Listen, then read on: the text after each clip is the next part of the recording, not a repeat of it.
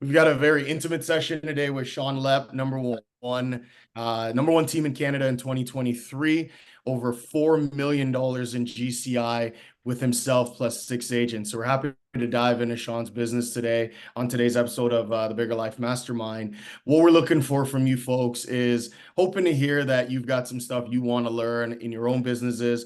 We're going to tackle all aspects of Shawn's business today, but we are open to questions. So if something pops up, you hear something that grabs your attention, feel free to unmute or put your hand up. We're happy to let you into the conversation as well. Shawn, thank you so much for being here. It's such an honor to be able to chat with you. Guys, one of the funny things talking to Shawn through this is he always makes the comment that, Shawn, I think you said to me the last time we chatted, I'm a really boring business. I'm not sure that I can keep people entertained for 60 minutes. So how does the number one team in Canada consider himself boring? Well, I mean, I just do the traditional marketing, traditional real estate, and I think it's consistency. When I say that, I'm not always following the new shiny object, always looking at it and seeing if it's out there. But why I say it's boring, it still comes back to the basics. It's conversations, it's building pipelines, it's building your database, all the stuff that people are hoping this big social media or something's going to spark and the phones start ringing. So I do call it kind of just boring that at the end of the day, if you don't talk to somebody, you're not going to get a deal. I mean, I tell my agents, if you're not going to do anything, go stand in the mall. And, talk to 50 people, you'll get a lead, I'm sure. Right? And back 25 years ago when I started, I actually had a kiosk down in Collins, neck of the woods there at Yonge Street and Davis in the mall. So twice a week, I actually sat there and waited for people to come and talk to me. Now, that was before Realtor.ca, so people didn't have the listings, and it was actually a really good tool. And you would pick up leads just sitting in the mall. So now, obviously, technology, we're using different stuff to generate people to call.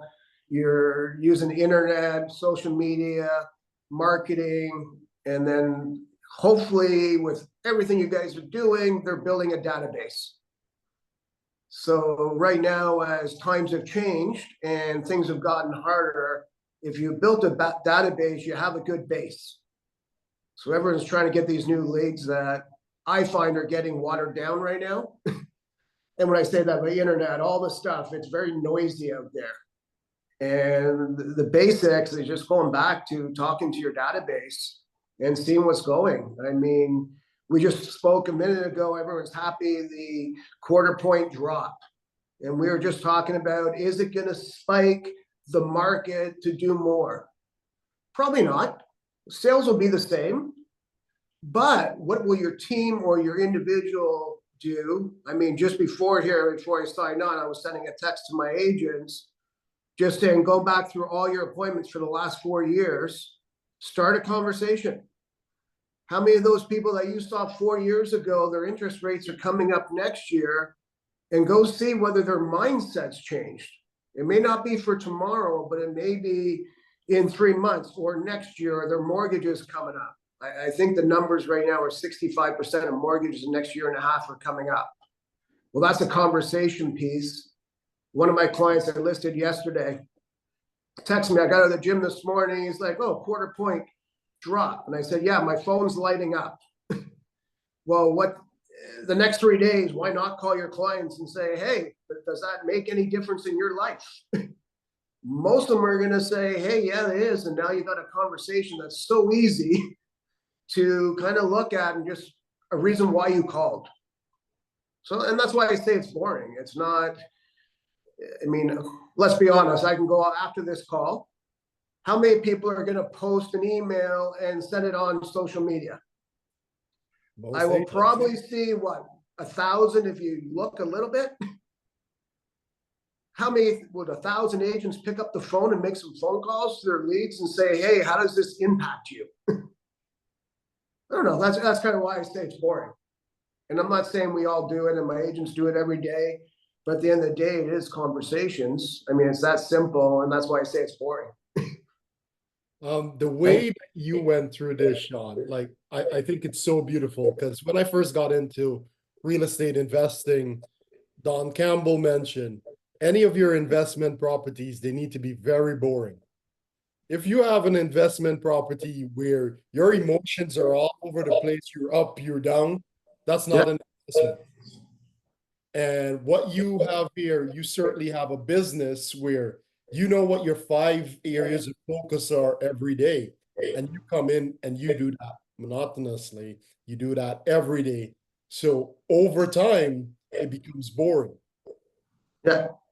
But boring is what produces a massive business, which made you #1 in Canada last year, #1 GCI, #1 in so many categories. Yeah, I mean, it's funny you say that because I made a pyramid 2 weeks ago. And you know how you do the economic model. It's very basic, it's very simple. But I made it for my agents. I said, okay, we have the lead source, which I kind of provide for you, but you still have your open house and all that. That's your base bottom line, guys. You got to put someone in your database every day. Then I'm like, guys, look at the next stage. You got to have conversations so you can build your pipeline. So here's your conversations, whether you're court, how many you do, then you look at your pipeline. The reason your pipeline is to get your appointments. You got your appointment, now you need a conversion rate. How good are you at your appointments? The better you are, guys, the less you have to go on. Just figure it out which way you want to go. A lot of appointments are less and convert. At the end, you want a contract. Then you want a closing. And then you want repeat business, referrals, and a second house. That is your job. So I stuck it up on the wall and I said, every day, are you actually coming to work and doing your job? What moved on that pyramid? If nothing moved, then you're just busy being busy. So go home. Honestly, go sit with your family and don't say you came to work all day, because that is your 20%. And it sounds simple, guys, and you're laughing at it. But how many of your agents didn't add to their pipeline every day? Yeah. And it's not that they're not working. It's not that they don't want to. They don't realize that is their base. So right now, when everybody talks about the market's slower, yeah, sales are down 35%. They were last year too. But if you have a good base, you're fine. If you don't, the cracks show up. So I look around at our office and I can tell you, and you guys all own offices, we got a lot of empty space here. When they first opened, I couldn't even get an office space until I begged, and Diane Mitchell and Jamie had to come in and find me a spot. Now I can move around anywhere I want and pick of the litter, right? And a lot of that's because people relied on that extra 30% of sales and everything just came to them, right? And now the cracks are showing up in your business. Do you have a business? Do you have a baseline? Or are you just reacting and not being proactive? So that's why, again, going back to that boring question, I do say every day, guys, what are you moving in your pipeline? Hopefully you did a sale, but if you made 30 contacts and added 5 people to your pipeline, I'm just as happy. That's a solid day because you made calls, you moved the line up and down the road. If you have a big enough pipeline, nothing will matter because, 20% will move, 20% won't, 20% you lose. You just add it all up, but you'll still have a good base. I mean, what was the best line? I think you guys just did a great conference the other day. And what did Glover say? I'm the worst agent or something, and the most failures. Yeah. I think he said he lost 300 appointments or something crazy, and he was all happy about it. He said, I'll fail my way to be the top agent. And he just knew it was all about appointments, and eventually I'll get better. So with last year, obviously you saw a massive market drop. The industry saw a massive market drop, and you excelled over the previous year. What mindset change you had, or what did you implement in your business specifically that allow you to have that growth? Yeah, so our sales went up about 30. Just to give you an idea of that, my commission stayed about the same. Okay, but everybody else dropped. So we still hit the 4 million because I don't want to go back in my commissions ever. So that's what I'm looking at. Like I do not want to drop. So we had to increase the sales. That was number one, because you're always looking for growth, not being satisfied and always moving the pillar. But the biggest mindset was not worrying about what everybody else was doing. What were the numbers we want to hit? Are we doing the actions? Now, I was pretty lucky. It was the same year I joined Tony Robbins, and then obviously I have Gary Keller as a coach. So I surrounded myself by very high producing people. And I already travel a lot. And then I added in Tony Robbins traveling. And my wife's like, we're not giving up our traveling. So, I mean, I flew home from Hawaii we extended Hawaii for an extra 5 days with some of you guys. I flew home, and 2 days later, I'm going to Barbados for a week. Things still had to move. But it was the mindset that the business wasn't moving. And it was a perfect year to actually join Tony Robbins for me. There was no noise about what the market was doing. It's where am I going in my future? Where's my 10-year plan? I loved one of his great lines always, you overestimate what you're going to do in 1 year and underestimate what you're going to do in 10 years. And so that was kind of my mindset. When I came back and spoke to my team, I was always coming from leadership of, hey guys, who cares what the market is? Did you do your actions? And I think I didn't realize it at the time, what was happening. Because we were number one the year before. So we were already pretty high, which was great. And then we just kept it going, and we didn't want to relinquish it, right? I'll say one thing, though, that did change from this year to last year on that. The mindset last year was to get out of the business. And when I say out of the business, out of production. So I went the first 6 months, I did 96 appointments, I think myself. And I went down to 13 from June 1st to the end of December. This year, I'm back in. Okay. And I wasn't for the first 3 months, but our numbers dropped. We're not number one right now. And I don't know if any of you guys came or anybody on this call was at Gary Keller's thing. They did a quick survey. And they sent it out on the Facebook group. All the people that went up in sales, the leader jumped back in this year because the sales were declining. And a lot of that, they said, was either conversion rate, mindset. So I told my team, you guys are making me jump in, which means I'm not giving you my appointment. But if you get the numbers back, I'm out. So right now, with that, my team has the right to kick me out. But I want to maintain the numbers, right?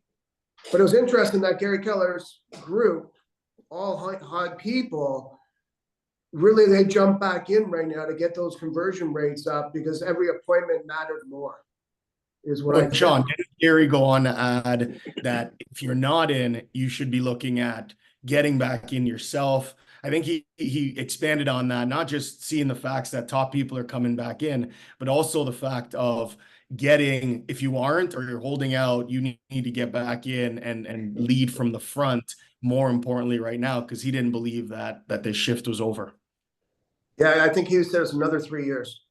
And I'm kind of seeing and we were talking about that. I don't think interest rates are dropping. The sellers will get a bit more money. I don't think it's bringing it back to 22 prices where my income all of a sudden, I sold 2 deals one was really low, long story, but 2 deals, $1 million. 3 years, in 2022, the average deal was 1.5. What a difference in your paycheck. That may come back, but I don't see that volume coming back that quickly because the pandemic gave us a huge volume. So Gary said, yeah, it's going to last 3 years. I'm hoping not. I'm hoping they're dropping rates and we'll move it. But I do see volume down for 2 years. The other thing that I was telling my agents, another reason why I went back in is COVID brought a lot more agents to the table. And when I say there's a lot of noise right now, you have another 20, 30,000. They're all just taking, say, a quarter of a deal. I'm going to say 10,000 aren't doing any. 1,000 is doing 2. there's a few superstars in there, but it still just eats at your deals.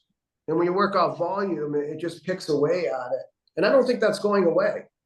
Like prices start going up, those agents start jumping in more and more come in. Yeah. So I think we have to ride this out for a few years.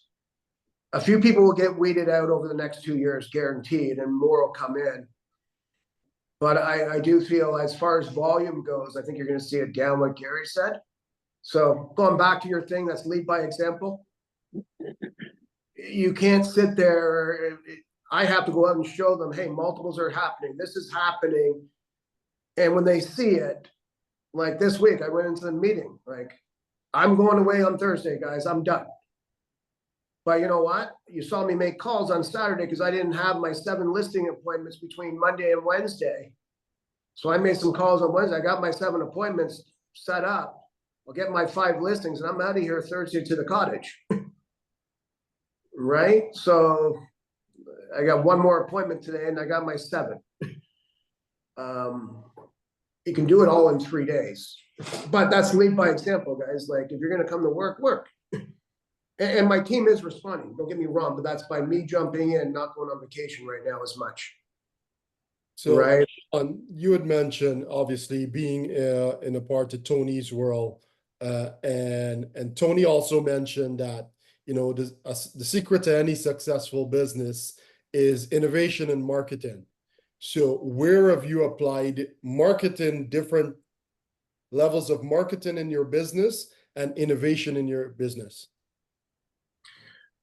Great question. So the one thing, maybe not so much innovation, because I think all realtors copy people, right? I'll be honest, it's let's copy and see if I can make it better.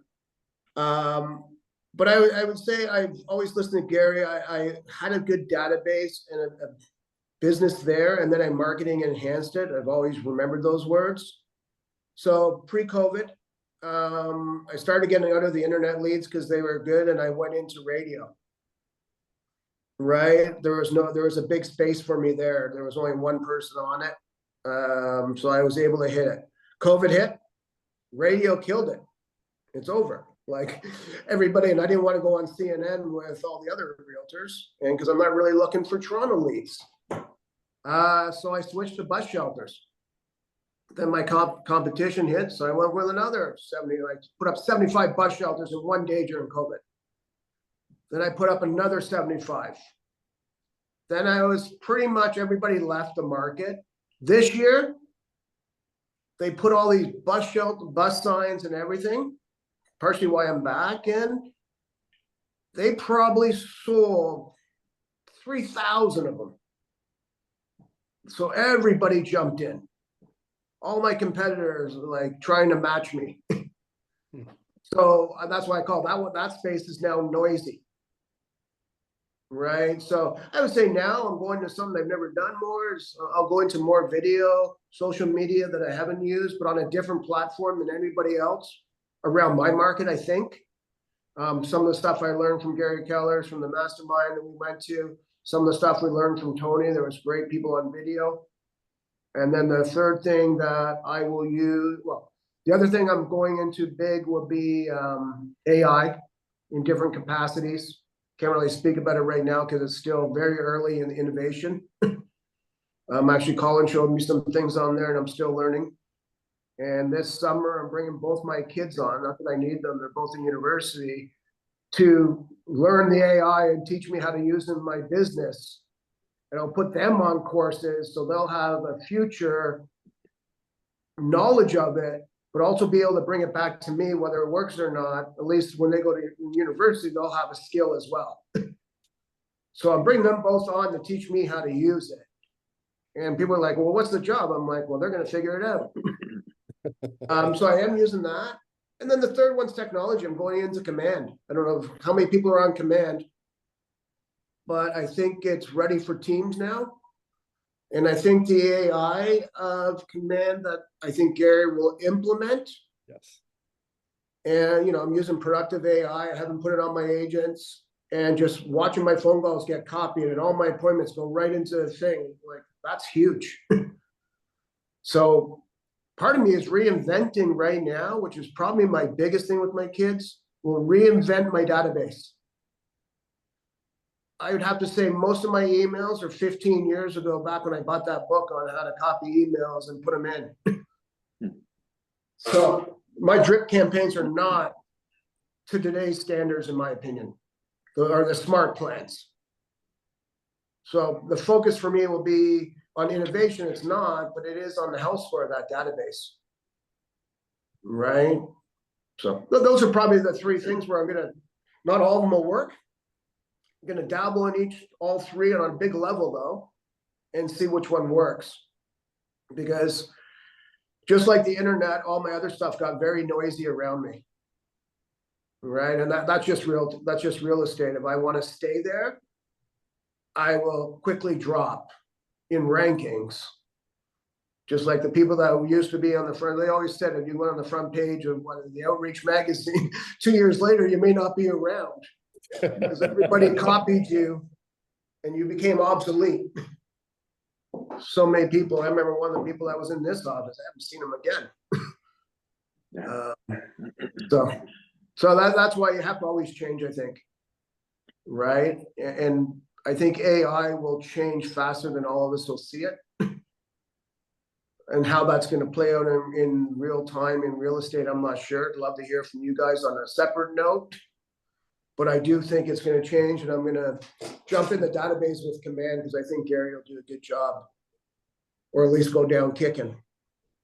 So I think it'll be a good system to increase our business right there.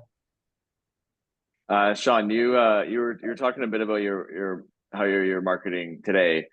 How has that evolved over your 25 year career, where I'm guessing you were more probably prospecting based at the beginning and maybe still are, but obviously marketing enhanced or marketing based even today. How have you seen that evolve over your career, and like how did you actually start to add on the marketing as you went? So it was always like to start it over again. I mean, we had it easy back then. There wasn't that many agents. I got in very early in with builders. And so I went into farming very quickly in my career. And the owner of the company taught me to run a database back before we had databases. So when I say that, when I first started, I mean, within 6 months, I already had a newsletter that was going out. I think it was Morris Printing. I can't remember who did them back then. And I think my list was 50. Within the first year, I grew it to 100, just past clients in sphere of influence. By the third year, I was over 1,000 on that list for past clients. Built up a base, and then I slowly went into one ad in the paper. Back then, I had the resale homes. I ended up getting the back page. It went everywhere. Then everything you do, they dismantle, right? Like when I say that, someone else copies it and it gets killed. But the whole way through, I always am still built that database. Your database is your business. So probably about my 7 when I joined Keller Williams, the one thing I remember that year, I did 77 listings and 2 buys when I joined Keller Williams. I had no buyer agents. I wouldn't take out a buyer. Did not want one. I still don't. I gave it away. But I started going into more. So part of that marketing, what we're not talking about here, is I do market very heavily to my past clients in sphere of influence. Right now, that list is about 3,000. Like we're doing a movie next week. I think we have 450 people signed up. Pre-COVID, I used to get 807 theaters. We'll give away raffles there for $500 to them all for anybody who gave me a referral all year, whether you show up or not. I pull out your name and you win. You don't have to come to the movie just because you gave my name out. So I still market to my database. We did Brock Street Brewery is a big brewery around here. I rented out 2 floors and had 300 clients come just before Christmas. Grabbed the band. I had drinks and food. I paid for everything. It's like a wedding, like size. So I continue to market all that to my database. Don't give up on your sphere. Like, don't become, I always say, don't become Rogers and Bell, where you're just going after new clients. Take care of your old clients first. So as much as I'm doing the new stuff, that's just an add-on to see if I can grow more business. You still got to keep the old ones and treat them very well. Like I got hockey tickets. You give me a referral. I do draws for hockey tickets, for Leaf tickets all year round. One of the house I listed last night, he's like, oh, they brought up hockey and said, we'd love to go to a game one day.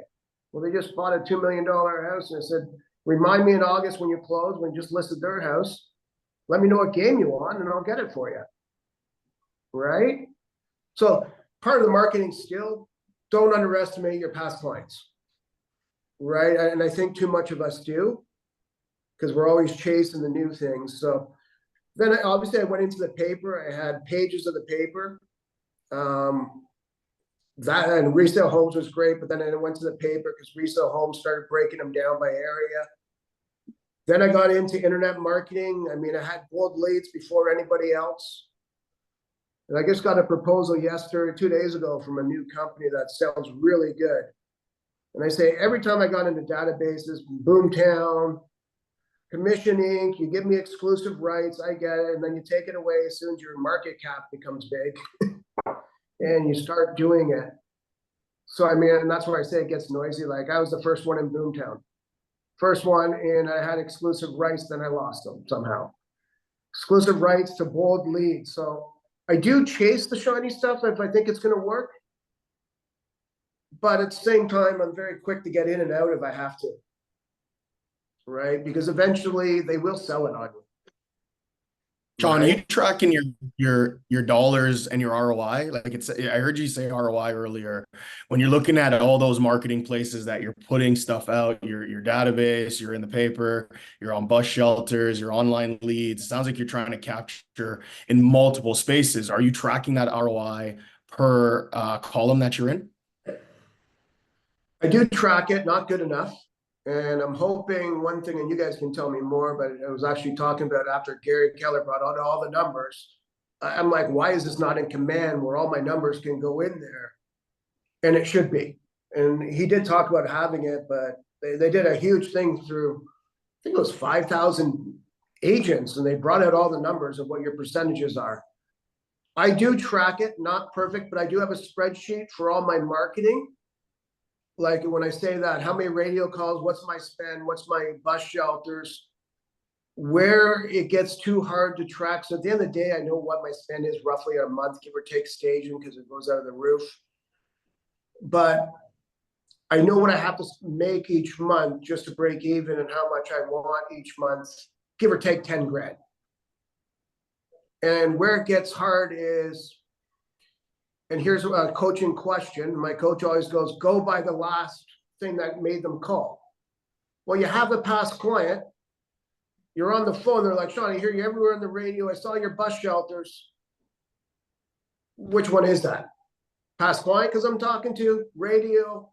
My coach would say, well, they're saying it's the radio because they're hearing your ads all the time. I'm like, well, but I've been marketing to them for 15 years. So that's where the numbers, I can distort the numbers if I want to make myself feel good. Like when I say that, oh, I'm spending too much on bus shelters. So early in the stages, it was more lead per lead. Now I look at bus shelters and radio, just like my SEO marketing. Like if you look at farming, it's boring. It's a long-term investment.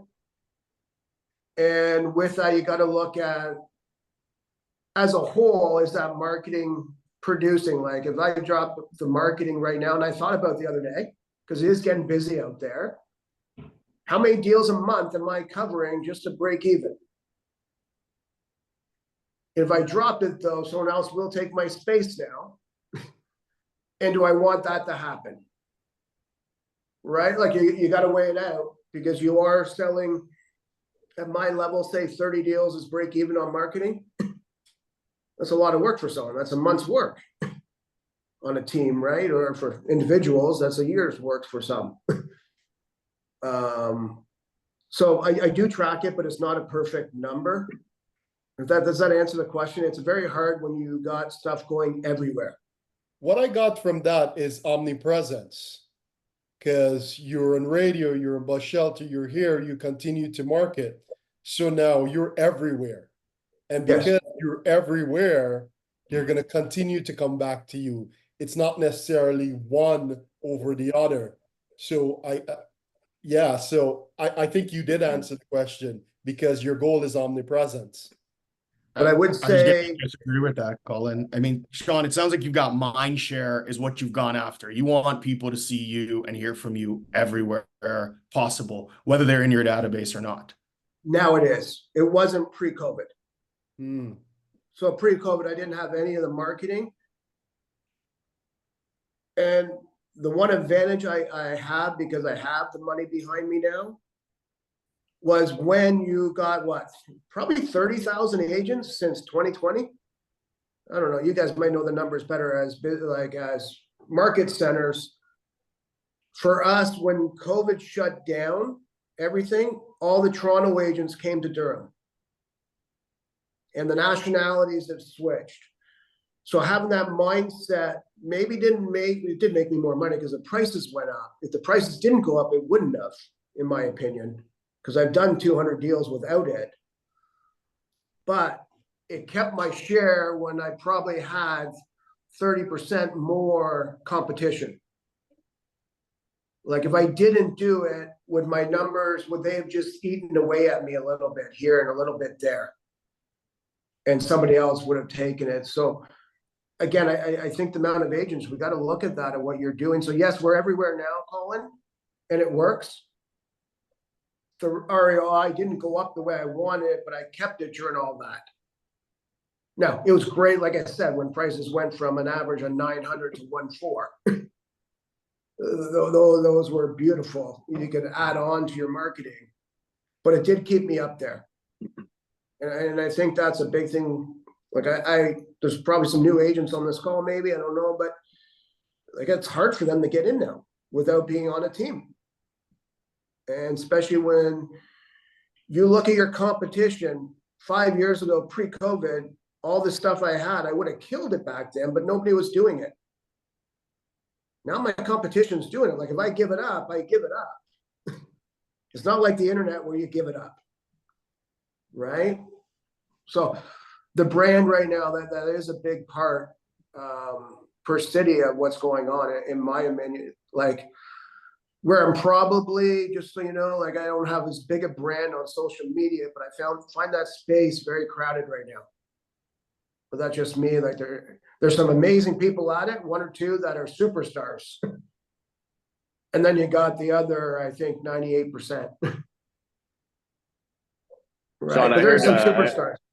I heard too in your stories around marketing. I think this is where people might miss out is because Colin and Andre and I have been talking about this on page 185 of the MRA. It actually says marketing based prospecting enhanced. That's what Gary recommends. A lot of people in Keller Williams world, especially, and myself for years too, would go with the mindset of being prospecting based and marketing enhanced. But I think the key that you talked about was, you know, you certainly have prospecting in your systems, but from the get-go, very early on or right away, you said you were marketing based in the sense that you were marketing to your database, your past clients, your sphere. I think that's like we don't need these $1 million budgets to be marketing based. We can market to our small list of 50 people, 100 people, and let that continually develop, and then layer on the bigger marketing as you develop that budget over the years, right? Yeah, 100%. I mean, that was 20 years in the making, right? Like when I say that, and it didn't necessarily make it up, but no, we're, like I said, like don't be Rogers and Bell. Work your clients you have. I mean, there's a lot, like really, I mean, I don't do it anymore because the problem I run into is scale, right? So back in the old days, for me, yeah, I'd take people out for lunch, go ask business. Would I make a lot more phone calls to my database? 100%. I mean, I was back in the Craig Proctor days when my staff lost. I'm like, guys, I needed the money. I was in the office from 6 to 9 o'clock at night, learning and calling Proctor scripts when nobody else was there. You know what I mean? I did his ads. I remember doing that. My first listing was against him, but I built it up over time. But you're right there. Like 100%, my biggest business, and I told my team this yesterday, 120 of our deals come from past clients and referrals, right? That's a consistent business. So what percentage of that, Shawn? What's that? About 50% of your business is coming back from your database? 50 to 60. That sounds like 60 if it's what you did last year, 198? Yeah. Okay, So so 120. Okay, wow. Well, I mean, some of those, like when I told my agents, go back for your last 4 years and look at your deals, as bad as my system is still better than most, and it's not bad. I just think it can be enhanced now with all the technology. But we're hitting the average person in the system 50 times a year, right? Minimum. Like if you're a past client, you're getting hit 50 times. Now, some of them have opted out, and I tell my agents, don't call the opted out if they're past clients. They just didn't want to get hit with street match. They didn't want to get hit every birthday. But they have no problem if you call them and invite them to the movie. Mm-hmm. Mm-hmm. They have no problem if you call them and say, hey, if you give us a referral next month, you're going into our lead draw for next year. Right? So some of those will be past clients, but I lump the database, and that's why I say your database is your business, and that's your baseline of the low part of the pyramid. It's the boring part. But we have 63,000 people in there. We work probably, so I know we sent out 29,000 emails last month on that, and I know 8,500 people opened it. It's about a 25% ratio on average. Right, and about 200 opt out every time. Wow. So that's my business, right? Shawn, I think one of the impressive things that I've heard, and most of the people haven't heard it here yet, you did all this with you plus 6 agents. So you're not looking, you see some of these teams out there that do similar numbers, and they've got 20 plus agents just to achieve that. So it sounds like your per agent growth is huge. What's your accountability systems looking like? You sound like it just, hey, go do your job, but what's your system looking like for continuing to keep your agents productive through all these tough times? There's always, and just so you know, there's like any business, any sales, there's always somebody on my team struggling at one time or another, whether it's life, whether, family, somebody's sick in the family, there's always something going on. So with that, you got to help them through that. Like, just because they're down, don't kick them. Like, guys, how can I help you get through? Like, just go back to the basics. And I think that's part of leadership too. Like, just because you have your superstars, there's other people that will be growth later. So, I mean, there is in this market, some people I'm coaching more than others just to help them get back on track. I'm not a I don't micromanage them. At the end of the day, I'm like, guys, I look at your pipeline each week. I look how much your task list is there. At the end of the day, we meet once a week as far as a team meeting. I was meeting everybody every week. Some people were showing up late, so I canceled them. People that showed up on time were still getting weekly meetings. Like, don't interrupt my time. Like, it's busy.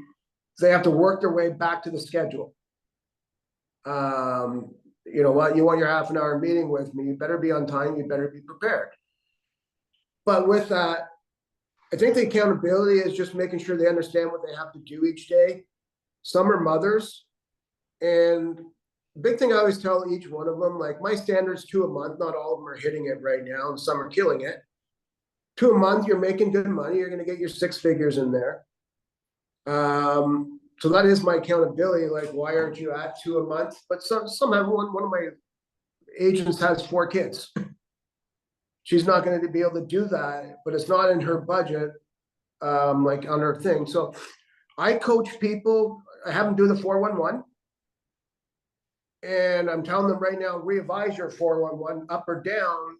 I know you don't change it on the year, but where are you? What's your goal for the next 6 months? So I always tell them, I don't coach you guys separately. I coach you to what your goal is. If your goal is 40 deals and you're not on track, I'm going to kick your ass. Like, it's not going to be a fun meeting. So either adjust your goal or get it on. And one of my agents lowered. I said, okay, so you want to be substar? That's fine. as long as you're happy with your number, then I'll coach you to that number. So I think part of that is just understanding as a team leader, not everyone's in the same space. One of my agents has like 15 people under contract right now, so she's about to kill it. And she's like, I went away to the States a lot for my daughters. Her daughter was on the Canadian team. And I go, you planned that from last year, right in your business plan. You put the first 6 months, I'm doing this. And she's still doing good numbers, same numbers as last year, but she doesn't care. She didn't make higher than what she wanted to for a goal. So now we're working on getting her back, but her goal is higher than some other people. But I'm like, also look at your accomplishment. You got to see every game you wanted for your daughter. That was part of your business plan. And you still have, 15 contracts that are probably going to go at any time right now. They're all signed. You just got to find them a house and then they'll sell. So I do coach people to where they want to be, not to where I want to be. Right? My numbers are down, not by much, 5% right now. That's why I'm back in, which you can make that up in a week. It's not a big deal. But I coach them to that. Right? So I don't know, that's the accountability and it's not my standard, like it's standards.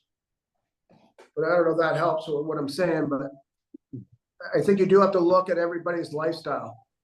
And I go back to Gary's mastermind, like he said, at the end of the day, are you making the money you want to make? And that's why I brought up the pyramid for my team. I just said, guys, like if you're making what you want to make, be happy. If you're not, tell me and let's see how we can get you there, because it's unlimited on my team if you want to do it. Right? Like there's enough leads here, guys. What do you want? Like I said, you guys are all caught up yesterday.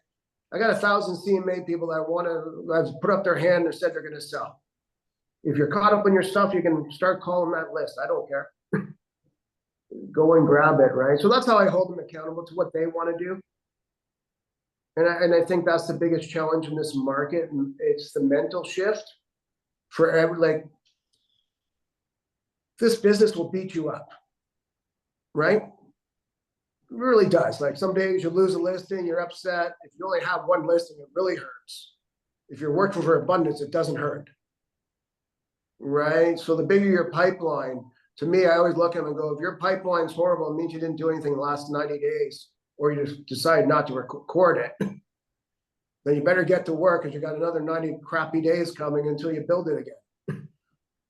Right?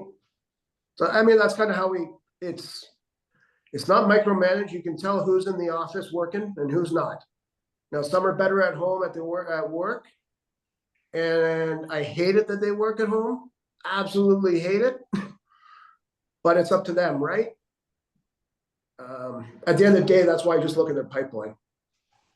And right. then if their pipeline's okay, you're probably okay with it. 100%. Like if you got 150 people in your pipeline, all from a 7 to a 10, you got some deals coming.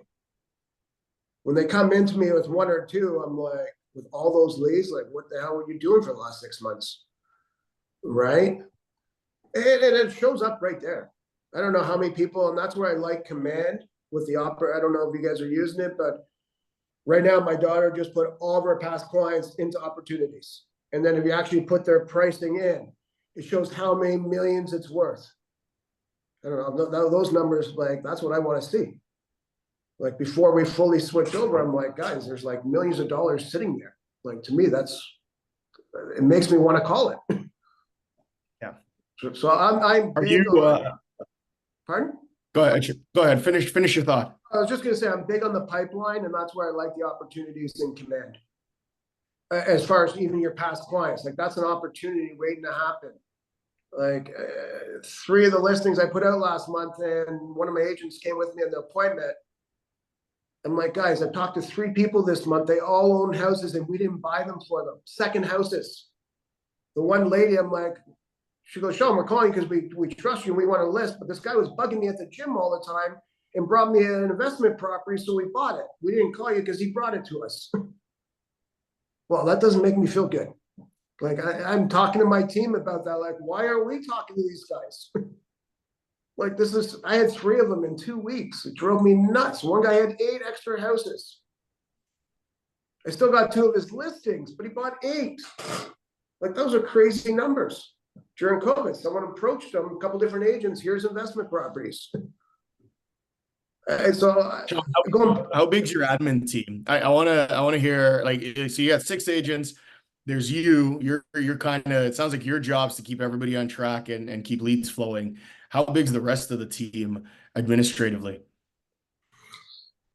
So I have Brenda, who's part-time now, but she helped me set everything up. She's my broker of record, so that's a little bit different because I am a sub-broker. So she only works part-time and she runs the checks and all that. So it's not really an admin for the average person unless you have a brokerage. So take away her, but she did set it up and she's still there when I need her. I have 7 admin. I have 1 in-house. Well, right now I have my daughter, but she's part-time for school, and my son, he finishes in 2 weeks. He'll come in just for summer projects to try something. I got to give him allowance anyways. They might as well work for it. That's why I'm looking at it. At least this way they can do what I tell them to do. And I'm trying to make them learn. Outside of that, though, yeah, I have 6 other people. One's in Florida and the rest are in the Philippines. Right. My listing specialist, she did 100 and like on a mid 165, 170 listings last year. We do a lot for listings, from feature sheets, you name it. So she's got her own assistant now. My one lady that they call Paper Nazi, she checks every offer, that every initial's on there. She's got her own assistant just to make sure she does all the trades, everything's out there. And then I have 2 other people that help with the database. So I got 6 in the Philippines. Right. So you only have 1 or 2 in person. Everybody else is in-house, overseas. and I refuse and don't know how to use e-signature. So you can imagine I can do 80 deals a year and I don't know how to make one and get one signed. And I refuse to learn. I'm like, someone better be available. Right. I texted out, but I am very admin heavy. Right. Yeah, but you control that costing through leveraging virtual. So you're heavy, but your cost isn't exponential. You're not carrying 400K in salaries by having all those people sit right next to you. No, and they work different hours. As long as the work's done, I don't care when they're working. At the end of the day, they got their jobs and they report. I mean, it's not easy in the Philippines, but we have a pretty good system, and they run an amazing job. I mean, the hardest part for me is when I do interview, I don't even know what they do, guys. I really don't. I don't want to know. It's their job. Just get it done. And the person that's in-house I don't think she's loaded a listing in 2 years. I don't even know if she knows how. Right? Honestly, I don't. Not her job. No, it's not. Like, she doesn't want to learn real estate. Like, she's good on running my database, computers, doing different stuff like that in the Facebook. Does not really want to do the real estate. Everybody's running the real estate teams in the Philippines and in Florida. And they're really good. Is your in-house person, would she be the lead ops person, or who's that? The lead's ops kind of me in a way, I guess. Or the admin in the state, no, the Philippines would run all that. Like, so Michaela, for example, we have a lot of appointments, we get books done and stuff. So she'd get all what she does do is fill out all my paperwork because I'm not filling it out before I go. So here's the book. So, I mean, I think yesterday we had 5 listing or 6 listing appointments. Every book would be ready up. So when the team comes in, all your graphs are ready for the average price. That keeps her busy. She has to keep the calendar updated. So, and on Monday when she comes in, if I book 5, I want the team calendar all updated so I know what's going on. Any computer problems, Facebook, she do all that stuff. But just kind of running the day-to-day, setting up our meetings. So she's more of that stuff, because you kind of need someone if you're going to go virtual, who's actually getting, if you're going to do presentations, I mean, everything's on my iPad. Same with my agents. but you still bring a book and you leave it behind. Right? My agents do fill out their own paperwork, but I don't. So she has to do all that. And then, look up the address, make sure they're all in the system properly. For me, they don't do it for the agents. For me, she puts all my leads into my pipeline. So right now, like every listing appointment, I want on my pipeline so I know it's done. Right? Like every lead in the weekend, I'll fire it to her. Like make sure my pipeline's up to date all the time.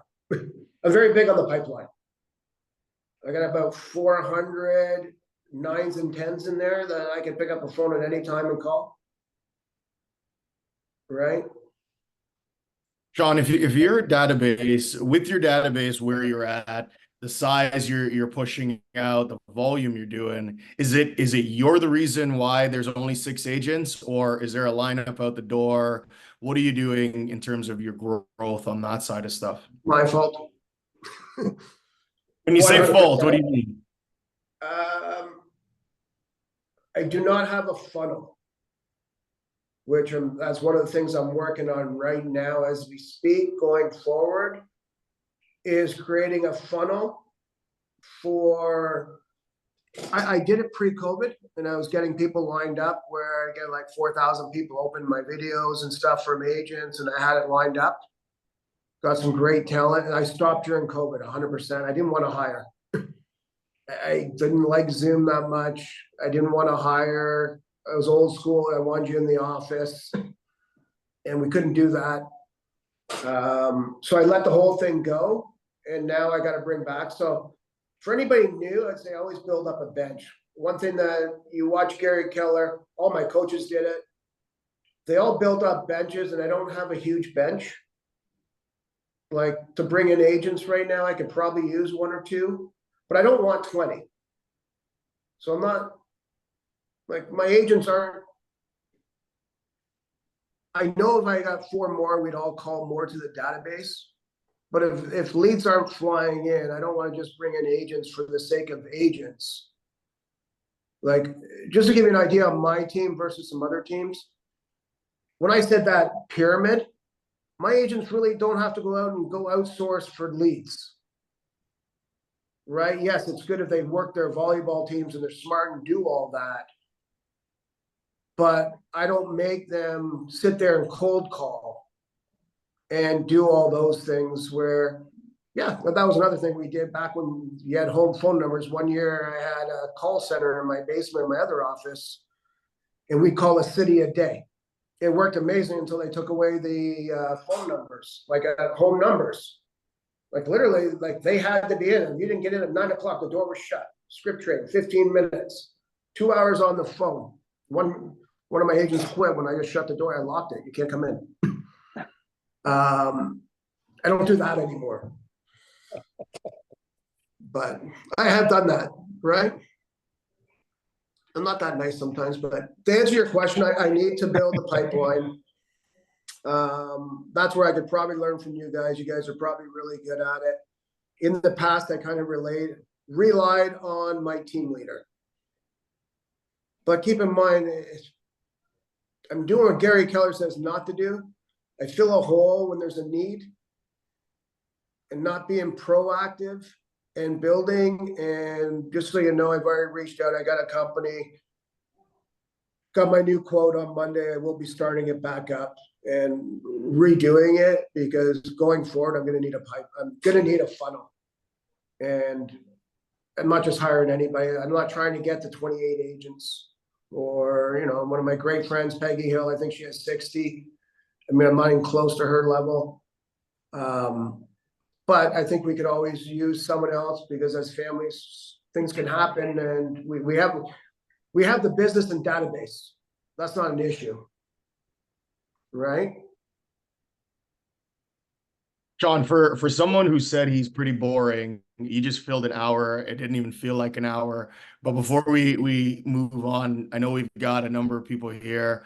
I want to open it up, see if there's any other questions from the audience. Shawn, that was impactful and insightful at the simplicity of your business. You've done it the same way for 20 years, but you're adding into it. You're looking at tech. You're doing all the same stuff we're all doing, and you're continuing to grow. But the simplicity, I think, when you said you're boring, I think it's the fact that you focus 60+% of your business is people who know, love you already. And then your focus is mind share and creating as much of that as possible in your database. That's what I'm hearing. Okay, make it sound good. I like it. There you go. Quick summary for you there. All right. So what do you guys want to know? Feel free to drop it in the chat, put your hand up or unmute. Shawn, I'm super impressed at how you've been able to keep that as simple and to the basics, the red book and what Gary says, and you've just been doing that for as long as you've been with the company. So congrats on all the success. Thank you. Thank you. Hopefully don't get too many disruptors in life. All right. But something may come. Absolutely. Absolutely. So what do you guys want to know? If not, we'll keep going. Colin, Sandy, we can keep going until these guys sort out their questions. I have a question while people think of a question. Shawn, I know you and I, we spent some time together. I know how much time you put into your business, but I also know how much time you don't let that affect your personal life, your personal travel, your family time. How on earth are you keeping both of those at a high level? Kind of what I said, I was kind of rude and I shut doors on people. I'm very big on my 20%. Like my agents, they can talk to me, that's not a thing, but they know I got my 20, like when I lead by example, when I come to work, guys, they know I'm coming to work. Like when I say I want my 7 appointments, I mean, one of the lines, just kind of what we said the other day, I said, very early, I learned in my coaching, I wanted to sell 100 homes. Like, okay, it's not that hard. You just got to get 2 listings a week, which meant I had to do 4 appointments. Then I'm like, okay, I want 1 week off a month. Okay, so I got to start doing 6 appointments a week to 9. I'll get my 3 listings, and then I can have a week off, no problem. Just like this week, I'm back in the trenches and living by example. Told my team, I want all 7 by Wednesday. After that, you guys can have anything that's left because I'm not coming. I'm going to my cottage, and I might add 1 guy in, but only because it's $5 million and it's cottage by my cottage. So I'm very particular. Like one of my rules was never to miss my son's hockey games, right? Unless I'm traveling. I don't miss that stuff. My time block is there. My calendar is very much, all my vacations are already booked. Other than one, I'm going to add on in November. You know, I'm going to Europe for a few weeks, maybe 2-3 weeks. Then I'm going to Cayman Islands at Christmas for 2-3 weeks. I'm sending my kids home. They can go back. They say it's too much traveling. And then I'm going in November. So those are already booked. So it does not change what I want to do. And I don't care where the market is. When I say that, it's just a focus. I'm going away. I'm not lowering my numbers. So either how are we going to make it up? And right now it's doing my 7 listing appointments in 3 days and pick up the numbers. There's the one thing in real estate, as you guys know, once you get busy, you get busier. So if I can add on to the listings on my team, and I think we had 5 a month and a half ago. Now we got about 35, 40 in the pipeline that are listed, just ready to come out. Then I know it's going to just drive me through the summer. Right. So it's a work-life balance, but one thing I think, Colin, you guys probably see as a brokerage and most agents, they feel they have to be busy because they're working every day. And I do work every day. Don't get me wrong. I call leads on the weekend. I'll do an offer on the weekend. I don't care. That doesn't feel like work to me.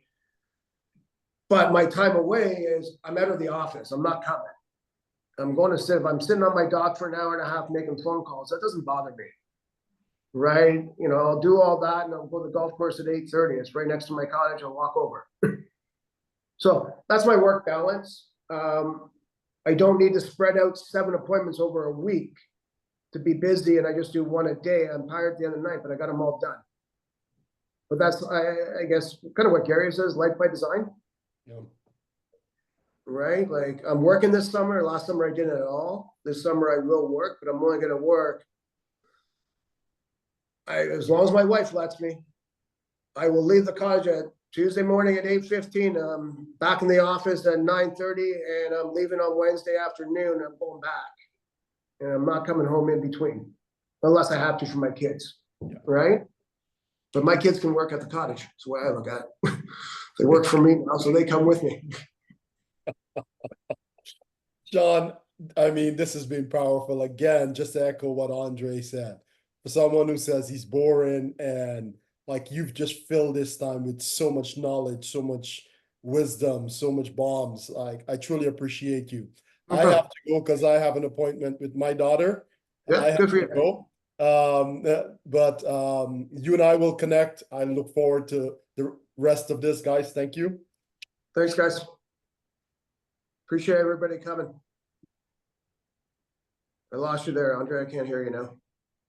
Shawn, when you look at agents, is there like, do you see a difference between the ideal agent, the avatar that you look for? What are the red flags you see when you're talking agents? I know you don't have a pipeline right now, but as you're rebuilding that, what are you looking for?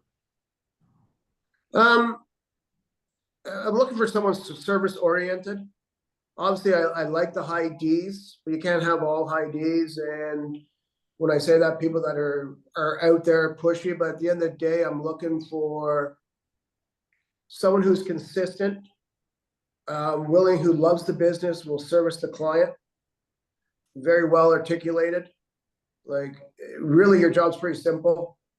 It's not easy. I'm just saying, like, you got to be able to present and talk to people. You got to not be scared of the phones. Doesn't mean you have to be on the phones all day. The better your conversion. So I'm looking at people that want to be in the industry and love the industry, right? Like that's like when I say I work in my cottage for an hour and a half, I love what I do. It doesn't bother me. I don't even call that work, or my wife will say it's work, and I know to separate when she's there. So that's what I'm looking for in an agent. Someone that can articulate, that wants to go on appointments, wants to work hard, has a bigger life, but at the same time will treat the client well. One thing that's very important if you're building a team is your reputation's all you got. I mean, I walk in the post office, I'll get a lead. I've had the butcher call me with leads. My team has to be well presented outside. If you can't gel in our culture that way, you're not going to be on my team. You know what I mean? Like I had one person I hired, she was good, but she started yelling at people and she wasn't a nice person. I had to let her go right away. Like you're just wrecking the culture. So I think that's important, who you let in your space. Right? I don't know if that answers it, but someone you want to be around all, like if you can't be around that person all day, you don't want them on your team. Who's Shawn, we got another question. These are just coming in from our viewers. No problem. Who's helping you build your funnels? Terry Hastings wants to know who's helping you build out your attraction funnels for your team. Oh, what's his I just forgot the name of it, to be honest. I do apologize. I can always send to you later. His name, I know his name's Frank. I know his name's Frank because I've known him for 7 years. Oh, Get Viral. You guys are nodding your head. You guys know who he is? I know the name, haven't used them for anything. So what he does, just kind of give you an idea. I've used him in the past on and off. You can either build your database with videos and they help you do it. You can do it for past clients, or you can do it for recruiting. So I'm going to be doing it with recruiting. It's not that I can't do it on my own. I really can. I understand it. I know it exactly. You're pretty much doing your own videos. He keeps you on track. It's like having a coach that will just make sure every month I send out my 3 videos and I send them out to all my people, like all the agents I want to hit. So it's a Keller. It's not Keller Williams, but he does come to some of the events. If that helps. Who are you using for your virtual admins? Virtual admins, we found everybody but one. And what's the big company right now? Cyberbacker. Cyberbacker? So the one right now I have that does and she's amazing, absolutely phenomenal. I got her from Cyberbacker, and she's obviously the most expensive from Cyberbacker because they do charge different. And then I've hired outside of that on my own, but we still pay them pretty good. But if you're going to use a company, I like Cyberbacker. They do a phenomenal job of bringing in high talent. And if this person, I'm telling you right now, if this person was in-house, I'd hire in a heartbeat. It would cost me probably 50,000 times more. But Cyberbacker is, and it's not cheap compared to what you can hire, because I know some people are doing a lot different, but I think they probably have the best system. They're trained the best for Command and Keller Williams systems. And they got it down pat of how many people they interview and work with. So she's been on. I hired her when COVID hit because you had to get rid of. I had everything in-house. COVID made me go outside. Because Brenda on my team at that time, both her kids were pregnant and she wouldn't let anybody in the office, or she was going to leave, go home. So I went strictly. Also, I went to Cyberbacker, and then we hired outside after that. So COVID made me do it, which turned out to be a good thing. I just never went back. Love it. I don't think we have any other questions coming in from the listeners. Sandy, anything you want to add? I mean, we talked about the future a little bit, but is Command the big shift for you this year? Is that like the big, anything else big that you're working on this year? It sounds like Command's a pretty big Command, change. I mean, we have 60,000 people to bring over. It's not as easy as 1,000. So that is probably not for me, for my staff, the most time consuming, because problem is you have notes in both systems. So it's a big undertaking to get all your staff and your employees to change a full system is not easy. So as far as that is probably the biggest thing my team has to adapt to. All the other stuff I'll take care of, as far as, like I said, there's some AI, some radio, some other things I'm doing. But as far as needing all my staff for that major one, that's probably the biggest. But I think. What were you on before? What system were you on before? So I have Agent Locator, which I'd like to get rid of, and I'm on Infusionsoft. Okay. So trying to migrate both of those over, I think it's worth it, but it's hard. Like when I say that, it just it's the notes. Because if you have a small database, you can just grab that program and switches them all over. But you don't get all the notes. And if you're good on your data, like my database is not a phone book. Like it's not, I just have your phone number. I got like notes after notes after notes. Is why I like Productive AI. Because every time you talk to someone, you just hit a button and all that goes into Command for you. Do you guys know what Productive AI is when I say that? Have you guys heard of that? I'm sure some of us don't. I've heard of it. We don't use it, so I don't know. So just to give you guys an idea, if you use Command, you don't have to, but Productive AI is $19.99. I'm not trying to sell it, but it's part of Command add-on. And basically, when you make a phone call to your leads, or your leads call in from your database, it will transcript. You can make it record, but you have to notify everybody. But all your leads, when they call, it'll transcript and put the transcript right into Command for you. And it's right in Command. It's one of their programs. Jill brought me onto it from Canada there. So for our database, my team's not on it because I'm practicing, and it puts all. If you say to your client while you're on the phone, "I want an appointment. Let's meet at 2:00 on Tuesday." At the end of your conversation, it says, "Do you want to add that to your calendar?" Yes, and your appointment's in there, which Michaela spends a lot of time doing the appointments. So I think it's stuff like that to use the tools to make our job easier is one of the things I'll be looking at. Anyways, if that helps. That's a great one. That's an awesome one. $20 a month to have that happen. That's pretty sweet. Take a look at Just my final question is, and we ask a lot of people that come on, in your opinion, if you're leaving everybody with one golden nugget that they should go look at, what's the one thing you think everybody listening to you today needs to focus on or implement in their business? If you're not already calling your database, look at your database and keep a pipeline. I don't think enough agents keep a pipeline. But I could be speaking wrong, but to me, that's anyone on this call. If you show me your pipeline, I can tell you what kind of business you got in the next 6 months without doing anything else in your books. How do you rank your pipeline? You mentioned like some numbers. Is it numbers based, like 1 through 10? Or how do you identify the now? Yeah, like 0 to 10, like I take rid of them. Like to me, anybody that's gonna buy or sell in the next 6 months is a 9 or a 10. Right? Like if you say I'm retired, my interest rate, my mortgage is coming up next year. I don't throw that away. I put it as a 2025 buyer. I'll put them as a 6.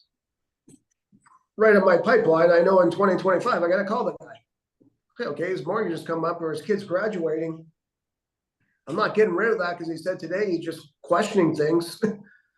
I want it on my pipeline so I have a business in a year or two. So I'd say that's the biggest thing most agents don't keep.